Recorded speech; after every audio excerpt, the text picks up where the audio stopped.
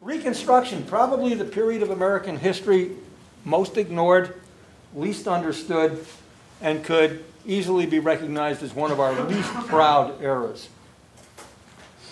There are no questions on what are the main causes of the Civil War. And there's no question that the Civil War caused Reconstruction. But no one was prepared for either the war or for Reconstruction. I brought two flags. This flag actually was only used by the United States in the last 2 years of the war because it has 35 stars. At the beginning of the war, it only had 34. West Virginia in 1863 made it 35. The official policy of the United States government for the entire Civil War was there were 34 or 35 states. States never left. The Confederate flag, this of which is the second, at the end of the war they had another flag which added a red bar on the end. This is the Confederates had 3 flags during the war. If you count the stars there, they used stars for states too. There's 13. There never were 13 Confederate states. They hoped for them.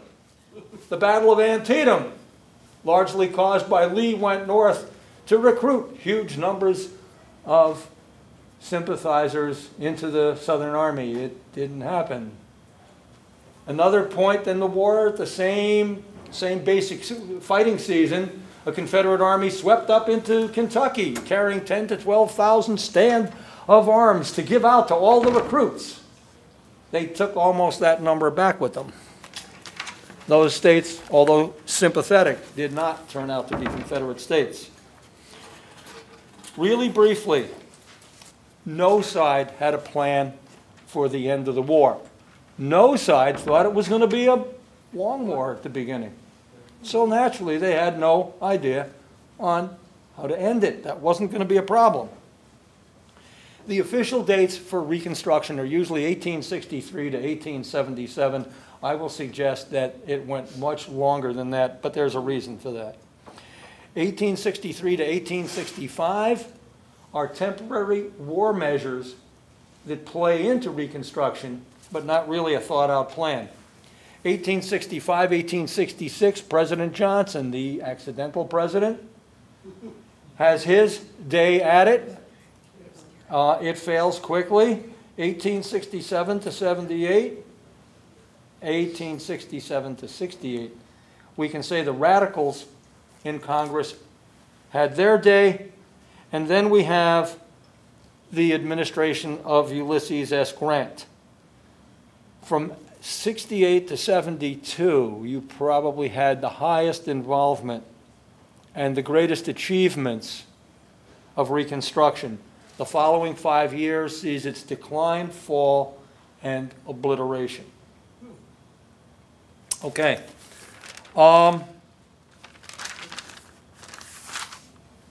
do we learn about history? What do you know about history? How do you know these things? You know, most of us aren't historians, and we get our most vivid recollections of history from things we see. And if you were a century ago, not quite, Birth of a Nation, that movie that Woodrow Wilson loved so much, was the way most people understood the Civil War.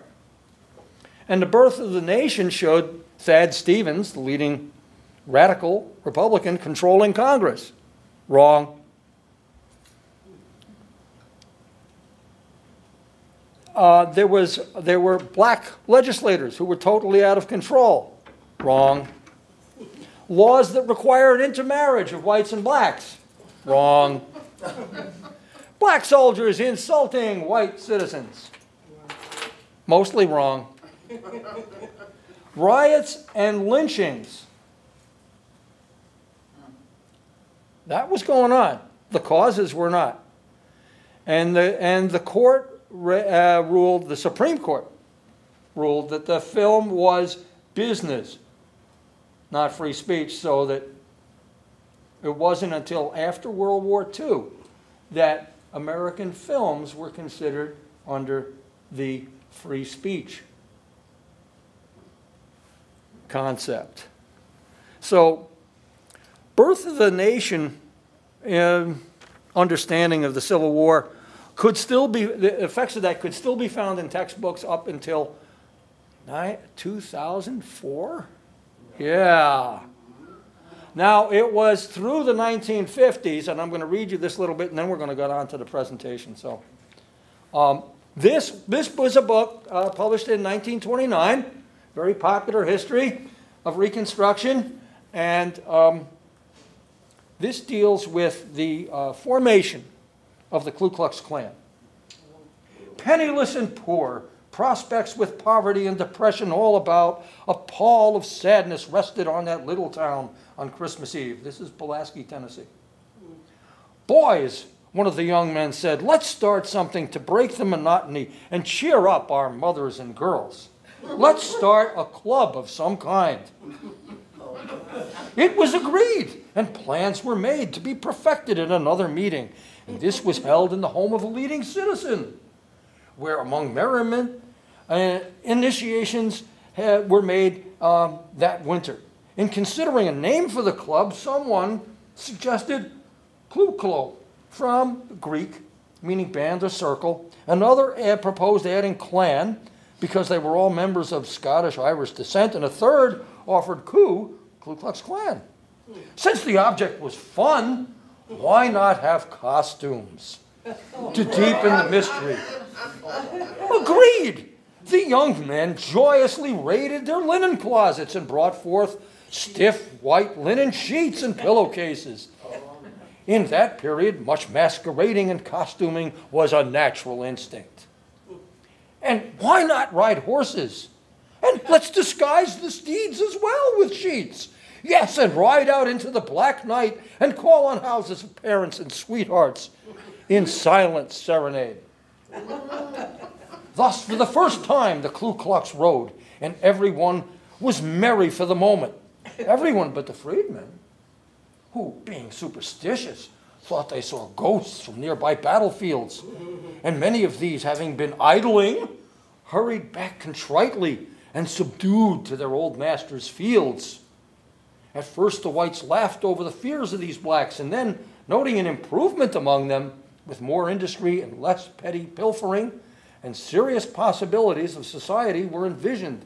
Within 3 months, the membership had outgrown its quarters, and it was a fearsome sight that fell with awe upon the Negroes because they supposed they were not men but ghosts.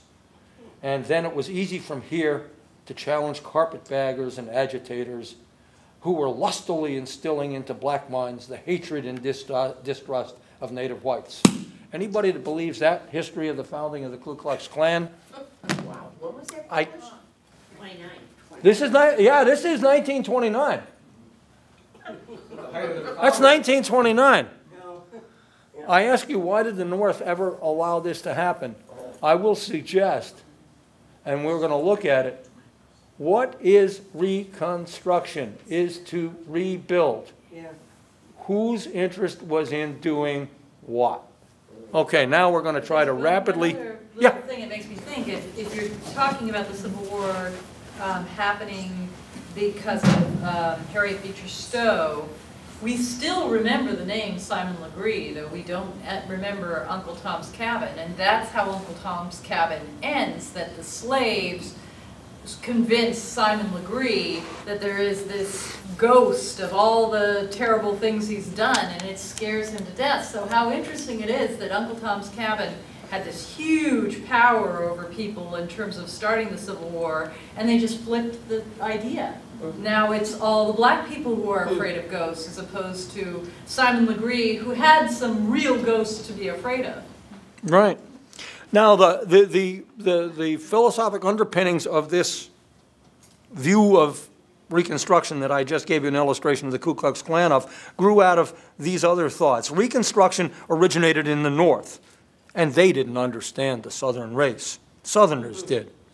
Republicans were the cause of Reconstruction and would do anything to impose their power. And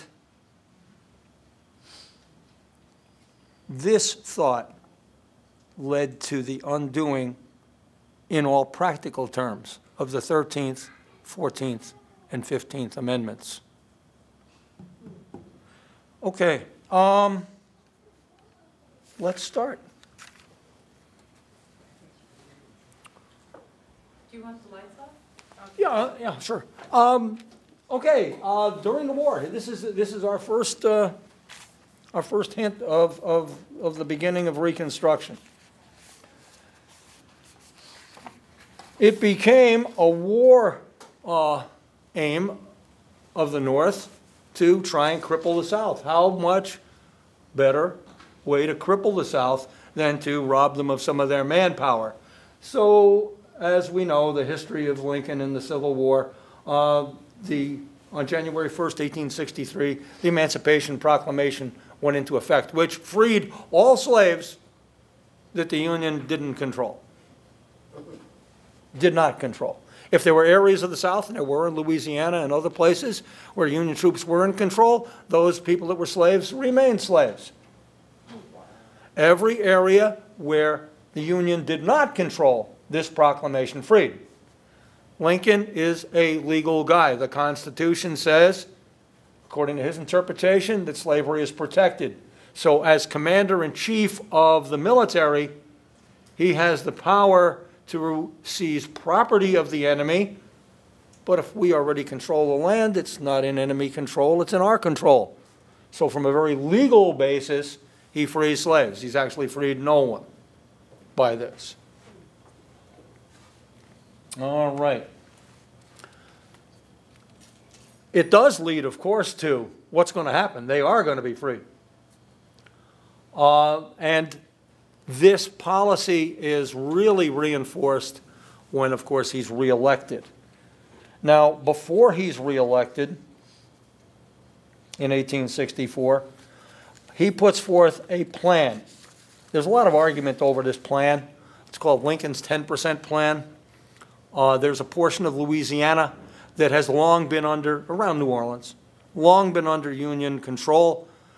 And to give you an insight into Lincoln's mind, his main thing, what is the main thing the Union Army fought for? What is what the government said? What is the thing they're fighting for? Union. So the idea is, quick war, oops, that didn't work. All right, let's get areas back in as quickly as we can. Because the official policy is the states aren't out, they're merely taken over by bandits, by bad guys. So when we get the bad guys out, we can reestablish the government. Lincoln proposed only that 10% of the voters in the last national election give an oath to the Union, elect the government, you're in. It didn't meet with congressional approval at all. And I guess I also ought to run into the 40 acres and a mule. Everybody's heard of that, 40 acres and a mule. That was never a government plan. It was General Sherman's plan, who was overburdened with blacks after traveling across Georgia, had to find something to do with them, and lo and behold, the rice plantations near the coast were abandoned by their owners. And as a military order, Sherman gave them 15 acres and a mule, and these black communities that sprung up in these lands persisted for many years, were highly economically successful, ran their own governments, elected their own officials, and like the slaves, or I should say the ex-slaves on Jefferson Davis's held land in Mississippi, who, due to Grant and the Vicksburg campaign, rapidly got control of that land. By the end of the Civil War, the blacks there at Jefferson Bend, as it was called, had their own government, their own schools, were effectively farming in what we'd perhaps best consider to be a co-op, and in fact turned a $4,000 profit in 1865. I'll be okay. What state was that? What state? Mississippi. Mississippi.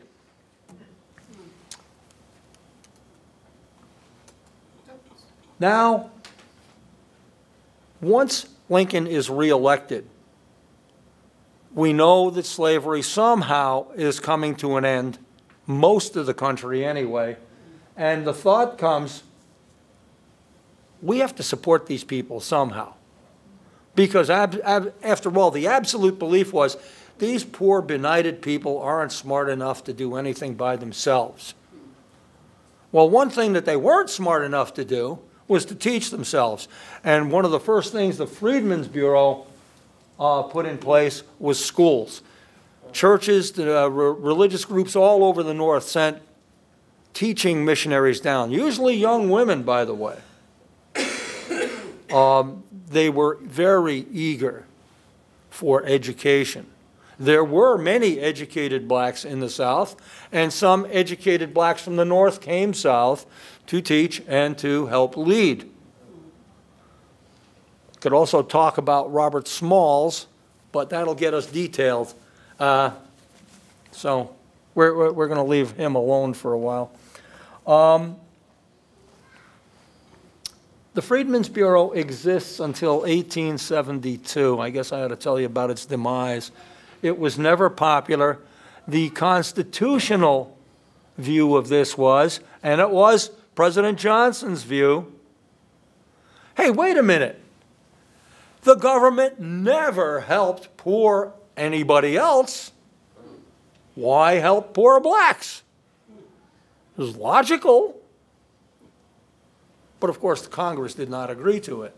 At its height, the Freedmen's Bureau for all the South, all the ex-Confederacy, numbered only 900 employees and was chronically underfunded. Chronically underfunded.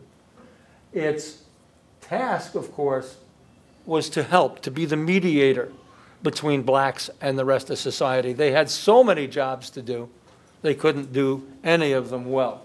They were aptly led by what I consider to be an inept, or at least not a sterling Union general, O. Howard. Howard University, ring any bells? That's why it was named Howard University. His concern was very strong and very deep. Okay, so now they're trying to get along. The surrender of Lee, why did I put that in there? Good question. What is the underlying philosophy here? Was Lee or any of his officers arrested?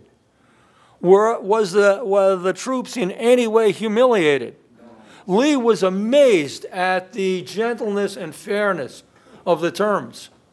And he was also of a mind to go along with this because, whether you might or might not know, hours before this surrender, it was suggested to him by some of his officers that instead of surrender, maybe the Confederate Army ought to just melt away into the landscape and fight a guerrilla war. And Lee goes, you think you've seen destruction so far?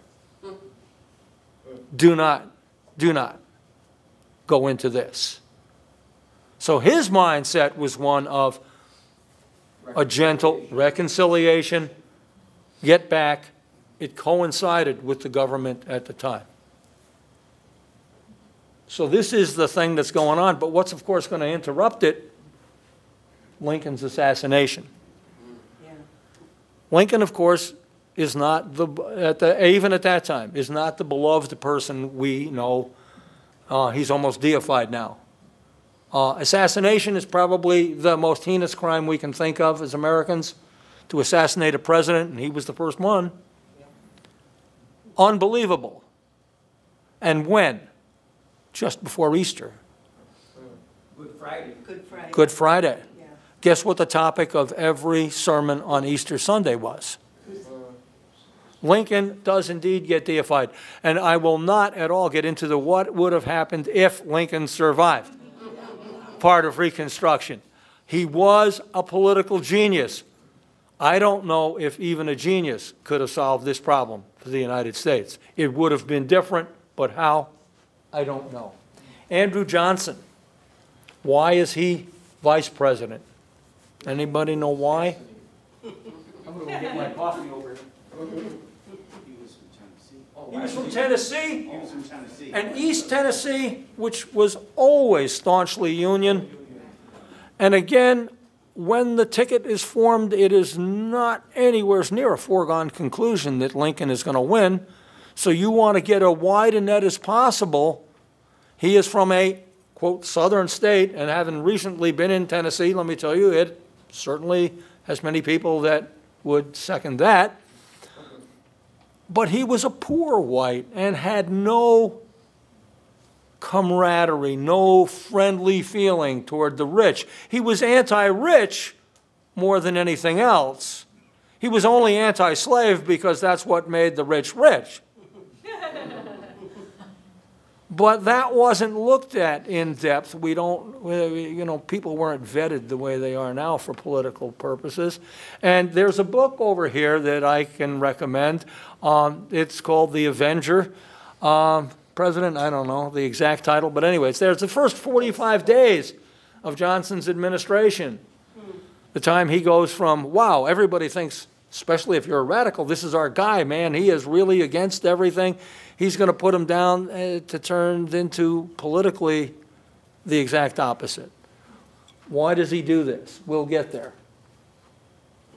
Johnson's president, unheard of. But of course, he has the power to help get this passed. The passage through Congress of the 13th Amendment was done while Lincoln was still president.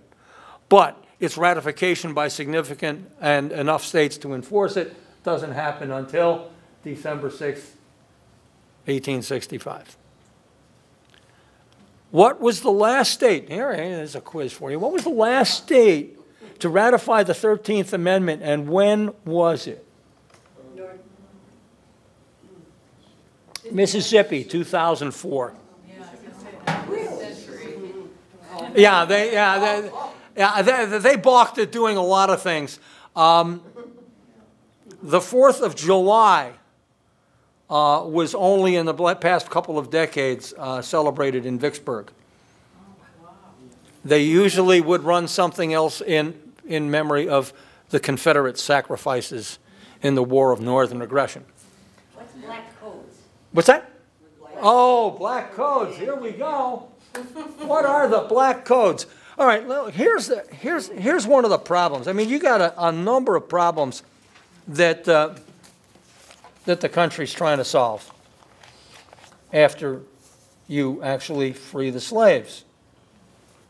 What's freedom? What's citizenship? Can you be citizen of a state and not citizen of the country? That's what Judge Taney ruled in the Dred Scott case. Dred Scott was a citizen of a state, not the nation. What does citizenship mean? What are the rights of citizenship? Does everybody have the same rights? Well, obviously no. Should blacks vote? No. Why not? Women don't vote. In many states, poor people don't vote. We have all these rules. Okay, so there are a lot of questions.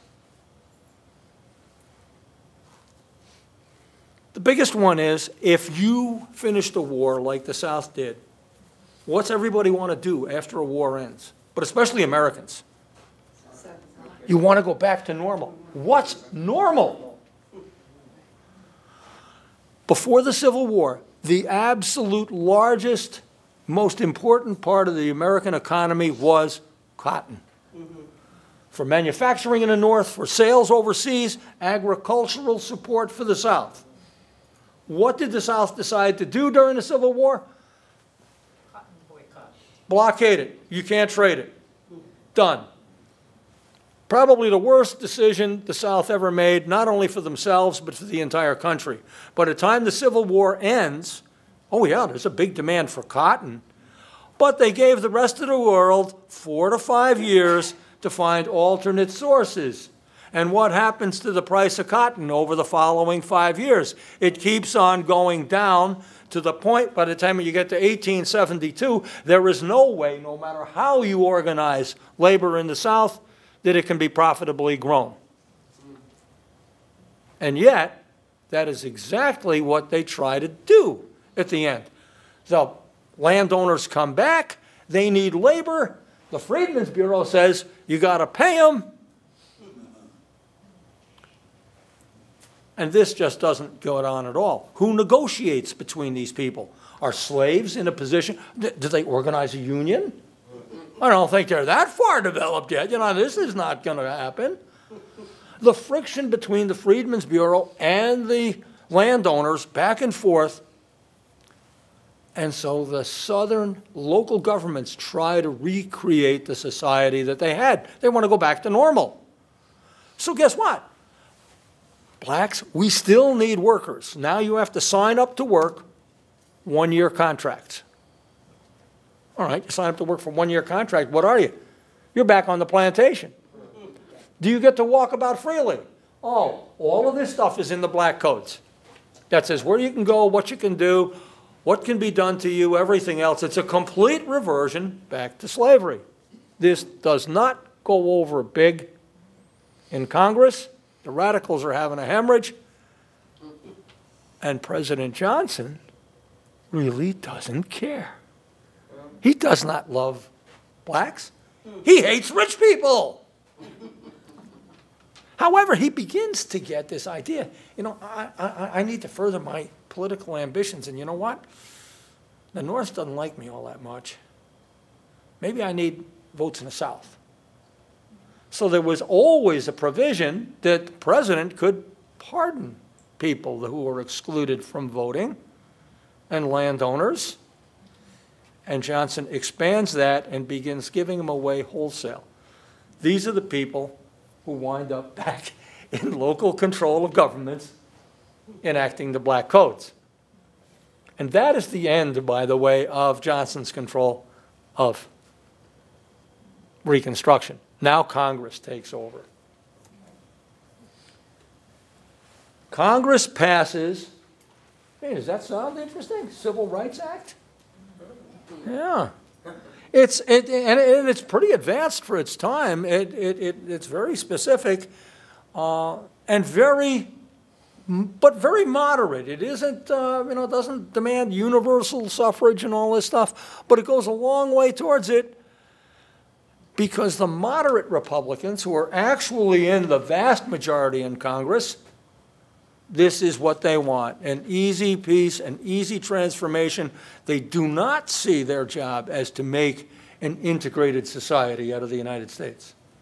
And so this passes, and President Johnson vetoes it. This drives the moderates in Congress. They now have 2 places to go. Follow the model of the black codes and in effect give up all the gains from the Civil War, or join the radicals. They joined the radicals. Does that sound like polarizing government? Anybody ever heard of that? Never. That's what I thought. You never heard of polarizing government. I know. Let me explain it to you. No, let's not. Let's not. This is 1866. Now, going back ever so briefly to the beginning, and when I was talking about the traditional view of Reconstruction, remember the North had all these troops in the South, and they were oppressing Southern people, insulting them. And heaven forbid they were black troops. You know, that was even more insulting. Okay, the majority of people that wanted to get out of the service at the end of the war were whites. Hey, blacks thought this was a pretty good life. They have duties, they have uniforms, they have respect. This is not bad. Not only that, they were recruited much later, so they have more time to serve. But what the North very rapidly found out is a very practical matter. Even if they were very great troops, very well disciplined, they annoyed the hell out of Southerners. So, back to the myth of North being oppressive with their military. On May 1st, 1865, the Union had 1 million men in arms. By the end of 1865, it was down 85%, 152,000. And by the fall of 1866, all right, we were just talking about the Civil Rights Bill, they were down to 38,000. With most of the black troops, you heard of the Buffalo Soldiers? They sent them west. Because, as a practical matter, the presence of black troops just made things more difficult. And so we need troops west. Good. Send them there. And in any event, going back even before this, every European nation's military knew that the North was going to lose the Civil War because there was no way that you could occupy and control all the territory that consisted of the Confederacy. It was never done during the war. There was no attempt to do it in Reconstruction because it is impossible. So that going into the original narrative of Reconstruction that's very favorable to the South is 100% statistically a myth. Now, you took 38,000 troops and spread them across 11 states. You don't have very many people anywhere.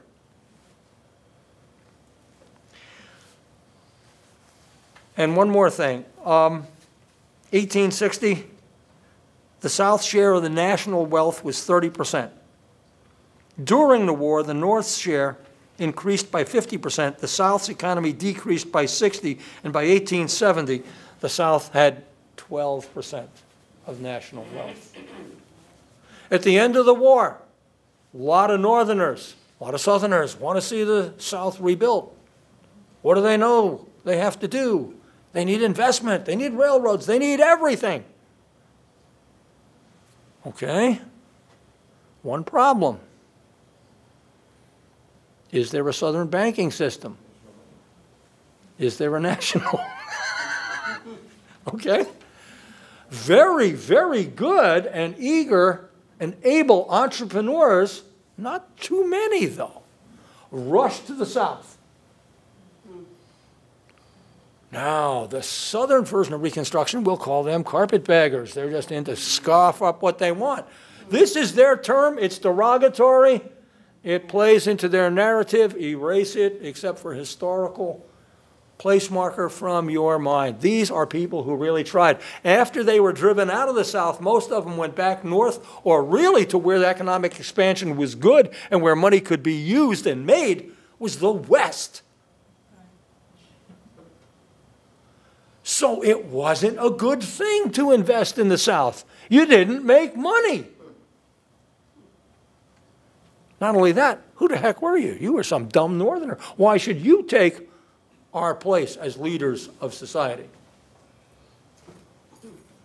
And when the carpetbaggers, or the few enterprising Southerners, remember they built ammunition factories and ironclads out of an industrial base of nothing. The South did have some of these Southerners who were pretty good at this sort of thing. But they weren't, I mean, look at their family background. I mean, it was terrible. How could these scallywags? Awful. And anything that went wrong was obviously the scallywags and the carpetbaggers inciting these uppity blacks to do all sorts of things. Well, this riot here is just one of many. And you see how early this one is. In Memphis, there's another one in New Orleans. And it's funny because before the war, New Orleans had an all-black militia that offered its services to the Confederacy when Louisiana seceded, that was turned down by the Confederate government. It was also offered to the Union. They turned them down too, but later they did pick them up. As a matter of fact, the only black officers in the Union Army came from this Louisiana military group. And yet, look at this. In July, this society that had put up and treated blacks very well riots against them. the South's overpowering and unending answer to anything that isn't the old way is violence. And it gets more and more violent all the time. White started it. Beg your pardon? White started it. Usually. The thing is, yeah, you can go to the next one. Whites, one of the reasons, all right, go back to the beginning of the Civil War. Why was one Confederate soldier going to be able to handle any number of Northerners? They could ride better, they could shoot better, they were all of this. They had the culture of a more or less military, a more or less active society. The blacks did not. They weren't prone at all to violence. They were free. They were looking for freedom. Freedom to them meant, I want to live like you do. That first Civil Rights Act specifically talked about things like, we get to ride in public accommodations just like you. Look when that was finally achieved. The blacks almost never, even when they carried arms, even when they were federal troops ordered in, which rarely happened because there were very, very few black governors ever in Reconstruction South. They were, and the white governors, whether Democratic, carpetbagger, scallywag, were very loath to use violence against whites. So you have blacks who don't have a propensity for it, under orders basically not to do it, who when confronted by people who this is almost second nature to resort to, who dominates? There are books just on unbelievable massacres. There was a small town, and I forget the state, and this is an aside. Blacks are having a great government, the whole thing's okay. South absolutely can't stand it. The white militia shows up with a cannon. And those that they don't kill in the courthouse, they kill when they burn it to the ground. They then chase and hunt down men, women, and children. Fort Pillow is nothing compared to Colfax. Was that prior to the organization of the Ku Klux Klan you're talking about? Or about the same time? About the same time. It was continuous. The Ku Klux Klan, we already know how they were founded. We heard the authentic version of that. And of course, they're very frustrated. Congress wants to do one thing. The president wants to do something else. We get involved in the impeachment trial of Johnson, which almost made it. Should he have been impeached? Well, probably not for the infraction that he made, because that was kind of a made-up thing to get him out. But it does show exactly how antagonistic the whole thing was. And so we get to the Reconstruction Acts of 1867. Congress has taken over now. Okay, forget this, forget these governments, wipe them all out. Here we go. The radicals are in control. You begin to see plans for equal societies. Force is used. Governments that are elected by Southerners that send Civil War generals, Civil War politicians to Congress. Congress says, okay, Johnson, you may have the power to create these governments, but guess who says whether or not these representatives sit? We do. They ain't sitting. And they reorganize their own plan from the ground up over the president's objection. It, by and large, is pretty mild. But again, for Johnson in the South, it's horrible. We have I already jumped ahead to Johnson's impeachment trial. In case you're not clear about it, you get tried more or less twice. You have to be impeached. That happens in the House. And then you have to be convicted in the Senate. He missed a conviction by one vote. One vote. Was he impeached for? All right, the Congress set up a law that said that since Congress approves appointees of the president to positions like Secretary of State, Secretary of War, that Congress has to approve their removal. That's never happened. Johnson wanted to remove Stanton. Stanton is told by Congress, "Oh, you're staying." He goes, "Okay." He stays. That's the constitutional battle. Plus, the language in the Constitution for impeaching a president is beautifully vague. It can mean almost anything you want it to mean. It is lovely. It is so vague. So they did lose. They probably should have, but we have the 14th Amendment, probably the most important thing to come out of this entire period. Almost all of our legal disputes, right into today, equal protections of the laws. But still, what in the world does that mean? As in a later time in U.S. history, when the first antitrust laws are passed, which allegedly should have been against big business, right? Right. No, they were used against unions. First, yeah, for about 20, 30 years, they were used against unions first. So equal protections of the laws didn't really wind up applying to blacks for many, many years. But I will suggest that the 13th, 14th, and 15th Amendments, all done by a Congress eager to define what this new relationship will be, were A, effectively ignored in the South. The North knew it and let them do it. And B, before these amendments, the Constitution was pretty much a procedural thing. This is what happens, this is what doesn't. There wasn't a lot of controversy about it.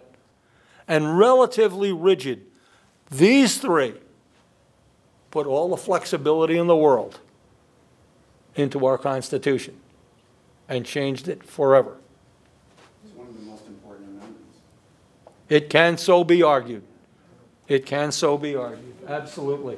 Ulysses S. Grant, the great, and he was up to his elbows in the shenanigans around Johnson.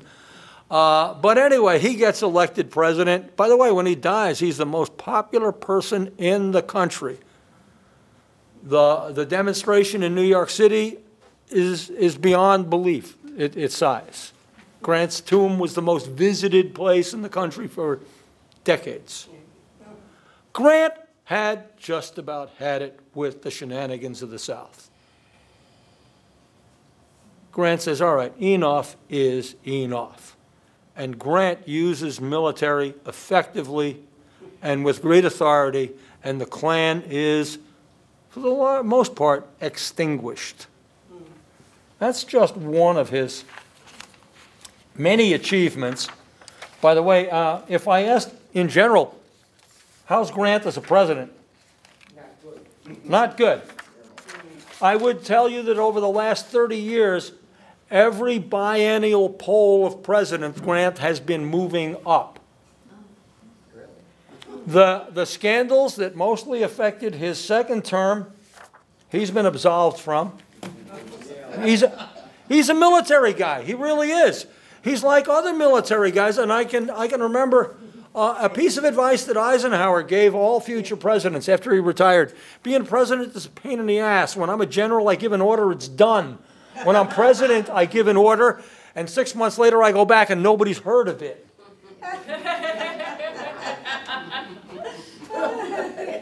When you say that largely came about after the post-civil rights era, because before that, Grant was not revered at all, much at all. Oh, right. But I think since the post-civil rights era, I would say about, well, around the 1990s, they started to look upon him more favorably. Yeah. Well, that and his Native American policy. Native American issues are almost never surface in American history talks. And if you look at what Grant did, yes, the wars against the Plains Indians were going on, but you look at how he tried to change them. The man was a lot more than he seems on the surface. Rosemary. When you're looking at how we assess Grant, we obviously know about the political scandals. Could it be that because some of the positive things he did, like what you're talking about with the Indians, were so controversial that might actually have something to do with the fact that we didn't quite embrace what he did? Oh, sure. The West didn't like that at all. I could get into a thing on the Civil War about Lincoln and Indians, but I won't do that. It's always much more complex than it seems. Grant appoints blacks to high government positions. The first black ambassador is appointed by Grant. Grant takes an awful lot of political flack, and in practical terms probably shouldn't have done it for his effectiveness. But the only thing it shows me, he was more interested in the ideal than in a political career. He is not, certainly not, a politician. Certainly not. Black governments come in, and the reaction is the Redeemer governments. This is when, because you're starting to have southern states admitted to the Union back in seriously. Virginia is readmitted in 70, Arkansas in 68, Alabama in 68, and then they, after a brief period of reasonable rule, the Redeemers come. And you can imagine what they are. We're trying to roll back the hands of time. And they will also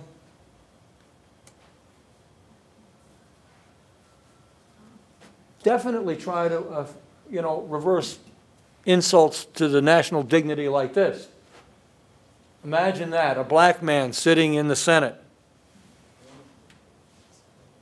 It will be almost a century before you get another black in the Senate. He does not look or sound like the Southern stereotypical view of a black politician. In fact, he probably speaks better than most of the senators then elected. I had something here on his background, but that's okay. I'm not going to get into that. He only served 1 year, though. And he's from Mississippi. What state was he from? Mississippi. Mississippi. It's amazing how many things they did very well in Mississippi, but when they lose control of the government, all of this goes away. One of the first things, of course, as I intimated before, that is established in the South are schools. And black-run governments establish schools. South doesn't have public schools. And in the average state, the number of schools that they establish are roughly equal, white and black, and they do separate out that way. Not so much because they want segregation, but that's just because the way the population looks. And in most states, there are more white schools established than blacks. When the Redeemer governments come in, they defund all schools. Almost every state does that. Brilliant. Absolutely brilliant. Congress passes in 1871 the Ku Klux Klan Act, and that's a reform of the Enforcement Acts. And for the first time, specific crimes committed by individuals are deemed violations of federal law. That's another huge change. By the way, when is the Department of Justice, what's the Department of Justice doing all this time? Pre-Civil War, Civil War, this up to now in Reconstruction? Doesn't exist. Absolutely nothing. You know why? Because it wasn't established until June of 1870. We didn't have one. Yeah, it helps if it was there, but it wasn't. And then, near the end of Grant's first term, you have the Credit Mobilier scandal that really tarred his administration, but he really had nothing to do about it. Again, he appointed, and not politically astute, advisors, administrators, believed they were doing. He winds up losing all his money because he believes experts. He's just a trusting guy. And if he was on the battlefield, he probably could have evaluated these people better and would have had no trouble firing them. It wasn't that he was soft-hearted. It's just he didn't have the skills to evaluate. The 15th Amendment.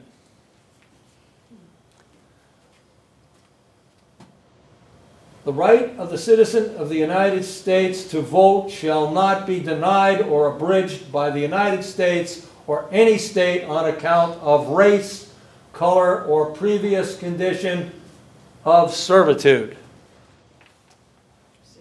That doesn't mean you get rid of all regulations on voting. We have them today. There's a problem today. Do you have enough property to vote? Are you literate? What is your governmental knowledge? And so a typical questioner at a southern state, and I won't pick one out because there are many examples. You come up to vote, Dick Freitas. What was the first time we elected a president? Under what document did we elect our first president? Constitution. The Constitution, great. Now, black voter number 2 comes up. How many congressional districts are there in your state and who represents them? Oh, you don't know that? You can't vote. It's a literacy test. It's a knowledge test. I didn't ask the same questions. But isn't that fair? Oh, no? Oh, gee. How did that happen? I'm sorry, I made a mistake. Yeah. So that in Nothing Flat, and near the end of this period, we have just about totally disenfranchised everybody. In fact, in 1878, fewer people vote in the South than voted in 1860. Fewer total people. They not only cut out blacks, they cut out whites. They cut out almost everybody they could find. 42nd Congress, 1871. Look at the gentleman here. There's a book on them. The first colored senator and representatives. They're often not allowed to take their seats. They're jeered, they're insulted, they're ignored. But they certainly don't look like a disreputable group. Some of them have come from northern colleges, such as Oberlin. They're an embarrassment at their effectiveness. It kind of reminds me, if you know pre-Civil War history, John Quincy Adams in Congress picking away at slavery with diabolically simple logic, and they just don't want to listen to him, so they just ignore him. That's the way these guys were treated. By the way, getting to Congress gets to be a real pain. Oh, I'll get on a train. Oh, sorry, sir. We don't have a black car. Oh, I'm sorry, the black car, we had to remove the seats. We're stopping now for a food break, but there are no black facilities. And stuff like this goes to the Supreme Court at the end of this, and the Supreme Court rules, oh, separate but equal's fine. Yeah, who defines equal? They sure were separate. Freedmen's Bureau was abolished in 1872. Even worse than that, the Freedmen's Bureau established a bank. And although it was encouraged by the federal government didn't back it. And in 1873, there's a huge economic depression, and the bank goes under. And the blacks, who were almost all the exclusive depositors in this, lost everything. There was no FDIC, and the government made no attempt to reimburse any of the black depositors. One reason why land reform goes nowhere in the South, too, you need money, even at depressed prices. You need money to buy land. Where do the blacks get money? The bank. What bank? Yeah. Southern banks are gone. Northern won't lend, because what are you going to put up for? Collateral.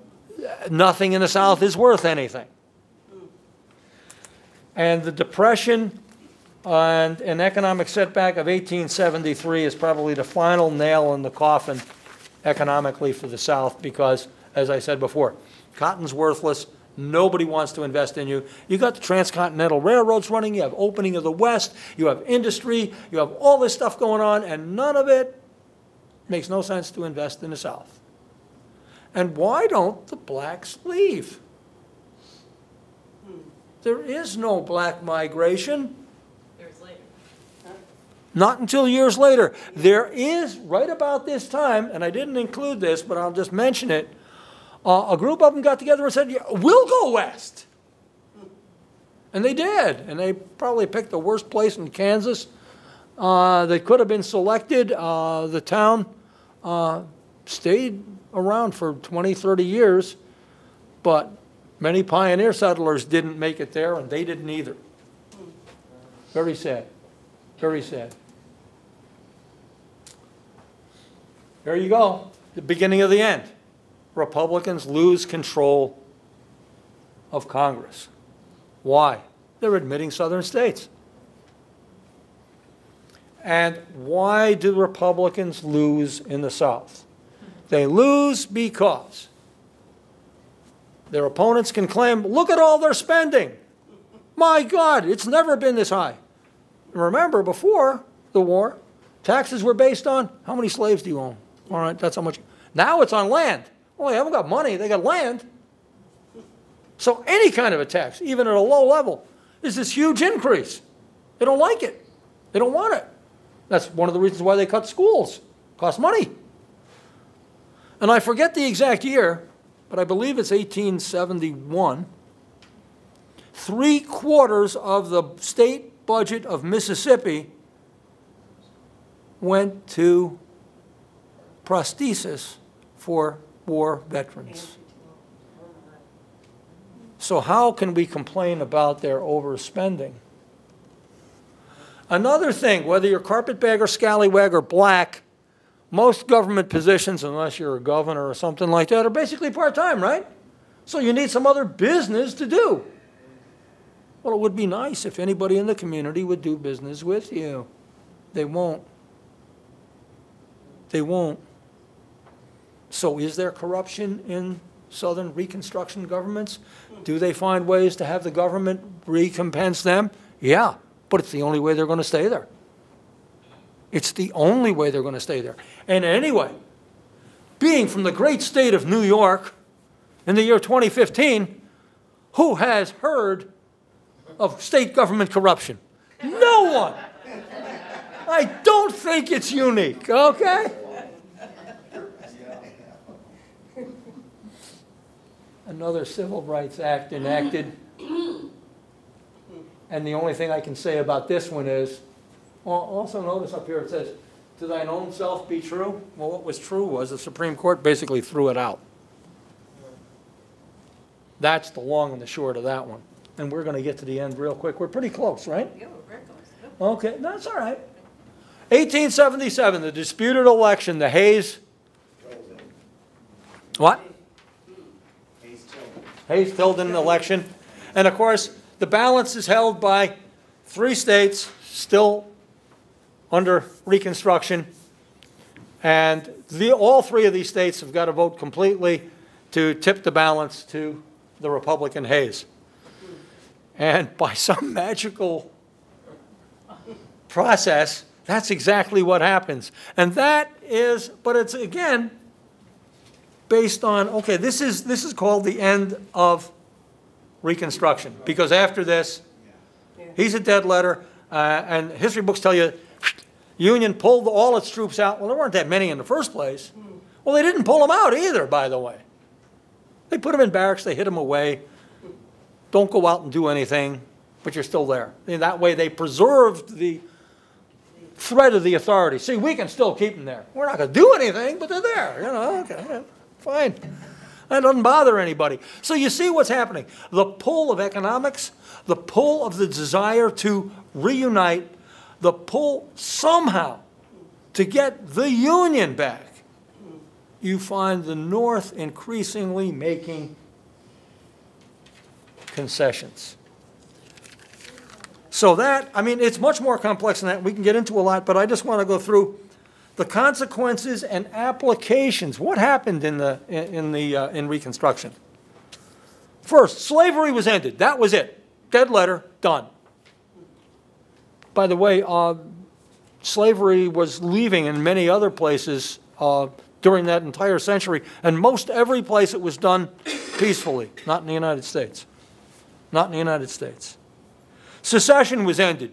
Even the Supreme Court said, no, that ain't legal. Never going to happen again. Free elections in wartime. There's no war more savage than a civil war. Every election was held on time. A great achievement. The right of revolution was affirmed, but by peaceful means only. The strength of the ballot was upheld. You elect a president, you're stuck with him. That's it. There was an enormous increase in the power of the federal government. We often look back and say, how come they didn't do this? How come they didn't do that? Remember, at the end of the Civil War, there were more women working in the U.S. Treasury than there were federal employees in total before the Civil War. You don't grow that fast and have oh, I know how to work. If your body grew that fast, you'd probably trip over your own feet. It vested the United States Constitution with expanded flexibility. It retarded women's rights by at least 50 years. One brief example of why that happened, we have slaves coming out of slavery, ex-slaves. What is one thing that is uppermost in the women's point of view? They want their marriages validated, made legal. They want it to be respected. They demand marriage. They demand everything that you have. Well, what do you have? You have the right, and they are respected, and your husband controls your money, and your vote, all this stuff. So the huge push, you see the way women are pulled in two different directions. They're also pro-free. They get slammed in this mixer in the South that undoes a lot of this. So women's rights are actually reversed significantly. Lincoln triumphed in doing something that was unthought of before this. He married the Declaration of Independence to the Constitution. That, along with those 3 amendments, have changed this country. Expanded support for internal improvements. My gosh, the Civil War was barely going, and boom, they were building the Intercontinental Railroad. They hired all these people, they made all that steel, they threw it all out there, and guess what? The United States steel manufacturing soared. We had a surplus.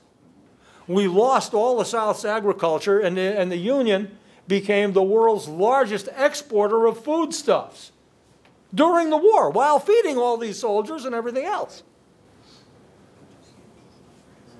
The expansion of the definition of citizenship, it was certainly discussed, not discussed like this since 1776. Expansion of public education and higher education, the number of universities, especially black ones that are founded, abound and still exist. But it did end the hope for land distribution. That never happened. It set important precedents and laid the basis for, but failed largely, an interracial society. What else did we have to think about? It shows up the need, if you want to make any kind of big changes like this, you need to understand cultures. You have to work within the possible. Was the South right? The North didn't understand the South? It did. They were right.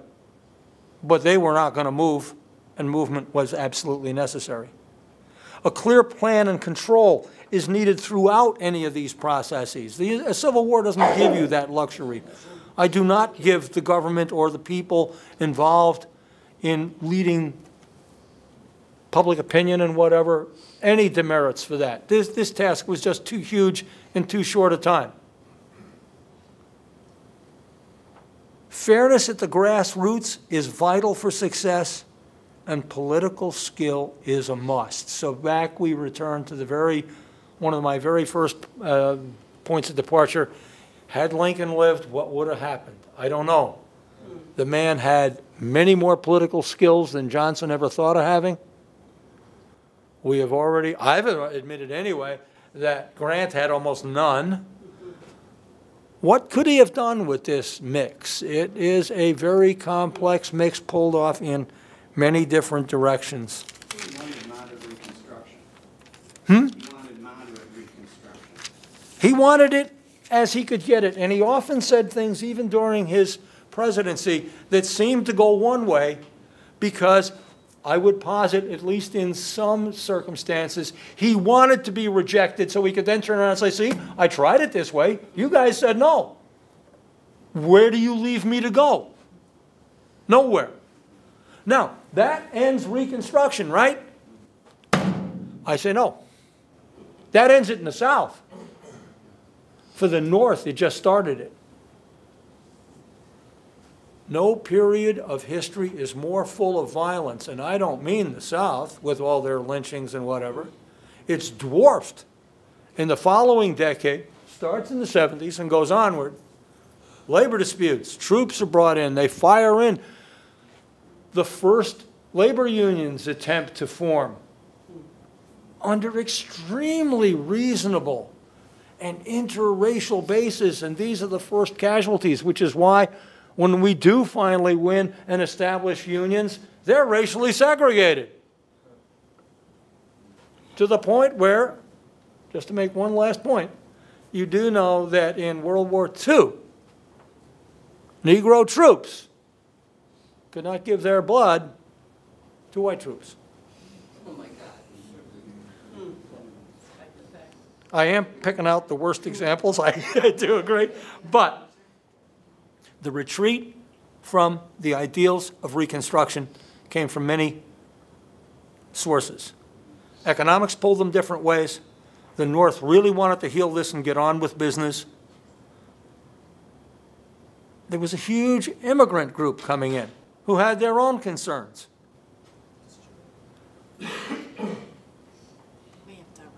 We're done. We're done. I mean, there are so many threads to this, but what I want to say is it probably has more effect on your life today than you had previously thought, and I thank you for coming.